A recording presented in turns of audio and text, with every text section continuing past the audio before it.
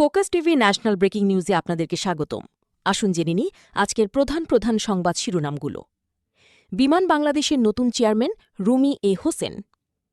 জ্বালানি সংকটেও দেশে শিল্প কারখানার উৎপাদন কমেনি, জ্বালানি মন্ত্রী।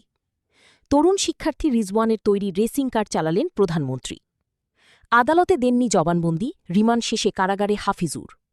সৌদি আরবে পৌঁছেছেন ৩৩,৩১৮ জন বাংলাদেশি হজযাত্রী। দেশের অর্থনীতি মজবুত করতে প্রাণিসম্পদ খাত গুরুত্বপূর্ণ, প্রাণিসম্পদ প্রতিমন্ত্রী।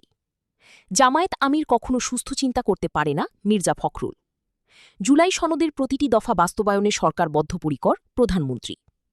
বাবার পথে কোদাল হাতে সেই উলাসী খাল পুনঃখননে যশোর যাচ্ছেন প্রধানমন্ত্রী। মেধানির্ভর জনপ্রশাসন গড়ে তুলতে সরকার বদ্ধপরিকর, প্রধানমন্ত্রী। উপায় না পেয়েই তেলের দাম সমন্বয় করা হয়েছে, পরিবহনমন্ত্রী।